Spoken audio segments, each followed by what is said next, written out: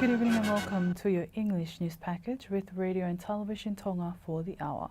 Making headlines, deliberations in Parliament continue to the reply to His Majesty's address.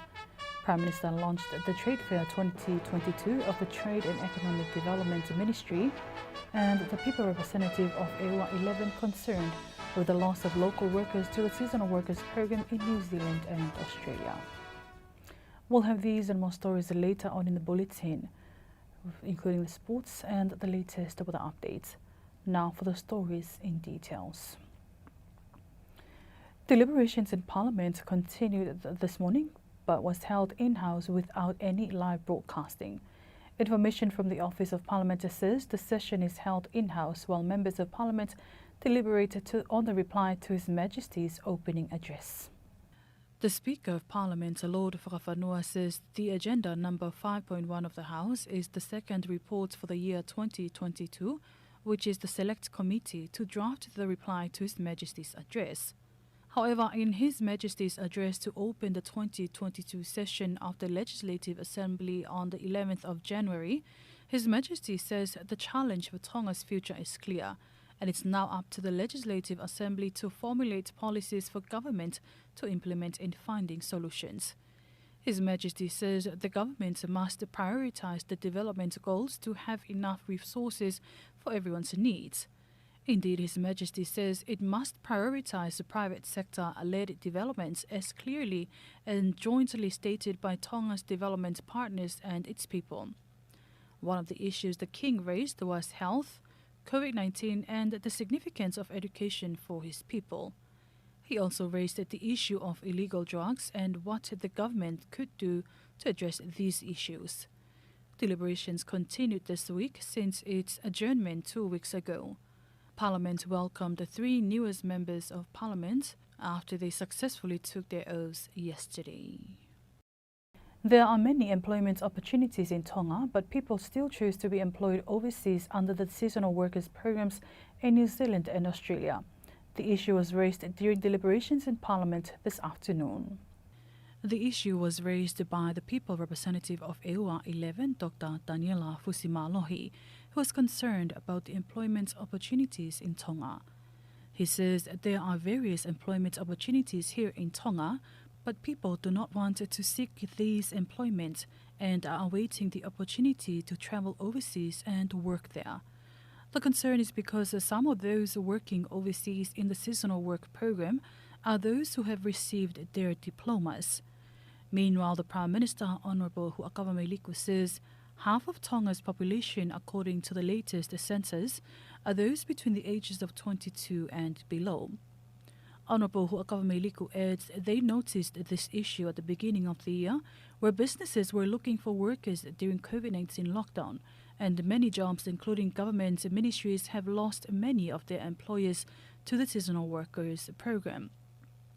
About 7,000 people Tongans are now working in Australia and New Zealand under the seasonal worker program and the meat packing industries. The Prime Minister this morning launched the Trade Fair 2022 of the Trade and Economic Development Ministry. The program was held at the Kuinsalote Memorial Hall. Waifonotu Bola was there and filed this report. The Honourable Prime Minister Whakawhanua highlighted the significance of developing the economy through local produce in order to boost a country's economy. Prime Minister Whakawhanua made the remarks during the opening of the Trade Fair program of the Ministry of Trade and Economic Development this morning. The trade fair is part of the Ministry's Economic Development Program to promote the work of local businesses who produce Tongan local products for everyday consumption. The Prime Minister believes that every Tongan should be part of the drive to promote trade through local Tongan-made products. In closing, let me acknowledge with gratitude the cooperative partnership between government and private sectors we witness here today. Indeed, we can only build back better if we do it together. I commend the private sector businesses for their resilience through a time of great challenges. Today we are here to increase awareness and promotion of your services as the engine of growth for our economy. May we continue this strong partnership well into the future for a better and more prosperous Tonga. Meanwhile, the Trade and Economic Development Minister, Honourable Dr. Viliami Waskelatu, says the trade fair includes both government ministries and private sectors to support trade in Tonga. This event, which started last year, is now becoming an annual event that brings together relevant government ministries and private sectors, businesses, in an alliance that aims to promote Tonga-made products and services. This alliance is symbolized in this year's theme, to build Tonga better together. And the Ministry of Trade and Economic Development is privileged to host this very important event. Unprecedented events in the global stage and in Tonga, such as the COVID-19 natural disasters, have brought challenges to our country, communities, and families. It is not an easy for one party to take on the large amount of development work we need to undertake to recover economically and socially. We can, however, do more when we are working together, not just within government, but with stronger public and private partnership.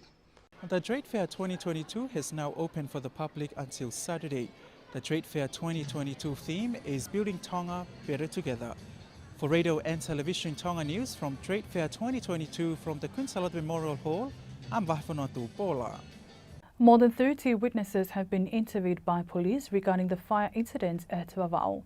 The fire incident occurred on the 8th of this month, which resulted in the death of Tu'imala Moala of Vava'o Makake, tells you more.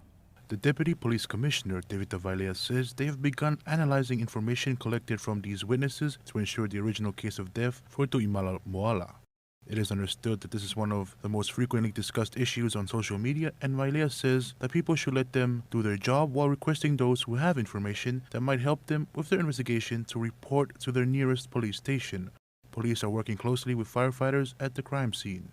4 police officers were sent from Tonga to Vava'o to work on the investigation, and Vailea says they could request for assistance from overseas to help with the investigation depending on the nature of the case. The reopening of the case by police comes after a request was made by the deceased's family as they want justice for Moala. The investigation is based on Tu'imala Moala of Vava'o, who died from a fire that engulfed the house she was living in with her husband. The special investigation includes police from Tongatapu along with experts from abroad. It is understood no one has been arrested regarding the matter, and Vailea requests the public to be wise with information shared on social media while their investigation continues. Principals of schools that were severely damaged from the January events have been working on the recovery phase of their schools, aiming to provide their students with a learning environment that is healthy, safe and resilient. Waifonotu Polo was there and filed this report. One of the schools highlighted during the Apiako Malahi Award ceremony yesterday was the Government Middle School of Kolomutua. The school was highlighted in their great effort to still obtain the gold medal at the Apiako Malahi Award despite the school being severely damaged from the tsunami. The principal, Lose Taufakuluka, says teachers and students were mentally impacted by the tsunami. However, they chose to stand together and move forward to build a better learning environment for the students despite the challenges faced. In 2021, we were awarded a gold medal, which we were readily managed, but this year was quite different. It was very difficult. It was very challenging. I apologize if I am overly emotional this afternoon, but the agonizing memories of the destruction caused by the massive tsunami wave that smashed against the shores of Nuku'alofa, severely damaging our second home, away from home, Si Apikoloahiapo, will live on in our hearts forever. The journey I took to school after the tsunami to observe and to report on the damages to the school wasn't an easy one, but it was the longest school ride I have ever taken to school. As I got closer I couldn't hide my emotions or even weep my tears softly. But I made it a point to let go of all my tears and fears and not to let my colleagues see me break down, even the anguish that I was experiencing.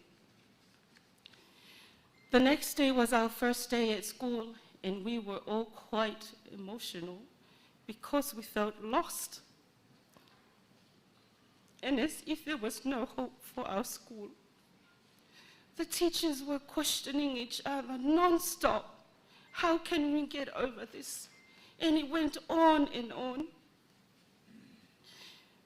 However, I made sure, I was pretty sure, that when I entered the school gates that particular morning, that I was empowered by the words of wisdom from the book of 1 Chronicles 28, verse 20.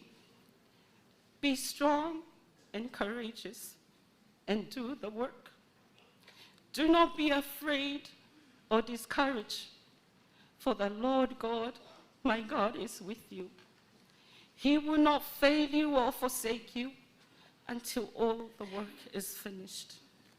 I also made sure that morning that I put my trust in the Lord,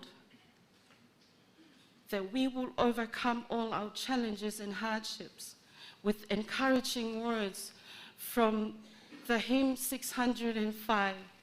Yes, my fellow teachers, we will overcome our temptation and trials, but only through the grace of the Lamb.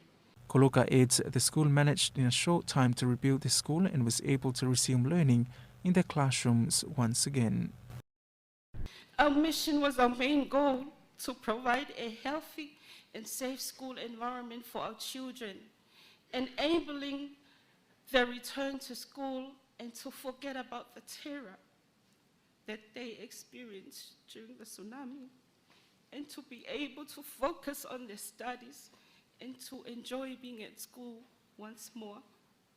And while my colleagues were still shocked and terrified, I did my best to implant the text of wisdom into their hearts and let the melodies and lyrics of the hymn gently take over the anxiety, allowing them to get up willingly and take a step forward courageously. As the words of wisdom captivated our teachers, I considered becoming a leader who would lead by example to be sufficient. I made it my goal to take the initiative in inspiring the teachers to become enthusiastic, devoted, and dedicated to our mission. And as I began to sweep, a lot of brooms and rakes were sweeping alongside. As I began to roll the big rocks towards the shores, so were many more from my amazing helpers. As I planted tens of flower pots, they planted hundreds. And so we continued to work cooperatively until all was done. As we recovered slowly, we dreamed and hoped that all of our kids will become a tangata kakato, a student filled with all aspects of life, even after experiencing so many challenges throughout the year.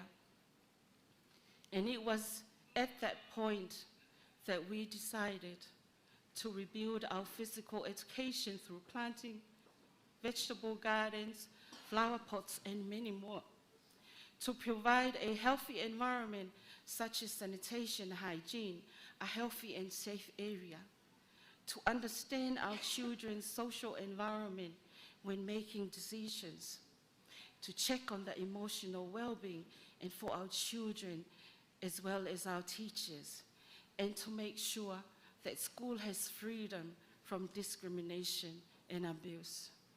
Meanwhile, Kolmotua Government Middle School has now been recovered and been one of the gold medalists at the Apiako Ma'alahi Award.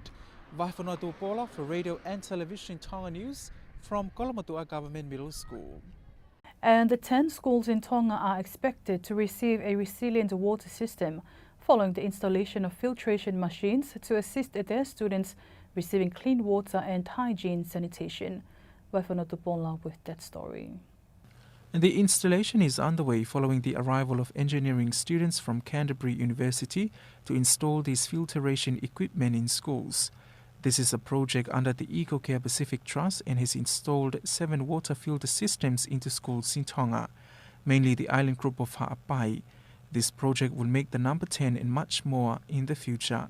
Meanwhile, the work is progressing to install water filter systems at Tupou College, Tupou High School and Apifo College as they host this team in Tonga. Project coordinator Dr. Russell Taylor told Radio Tonga News the project has collaborated with numerous partners to purchase, transport and install the water filter systems into the schools.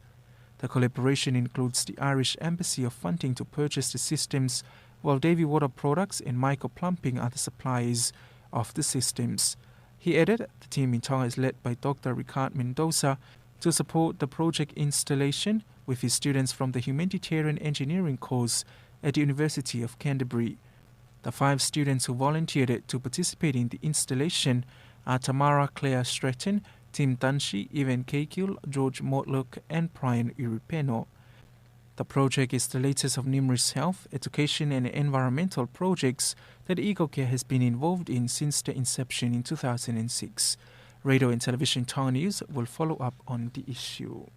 Now, before we part, here's a final look at tonight's top stories. Deliberations in Parliament continued to the reply to His Majesty's address. Prime Minister launched the Trade Fair 2022 of the Trade and Economic Development Ministry, and the people representative of AWA 11 concerned with the loss of local workers to the seasonal workers program in New Zealand and Australia. That's it for tonight. Thank you for your company. I'm Malia Gutenbell. Have a blessed evening.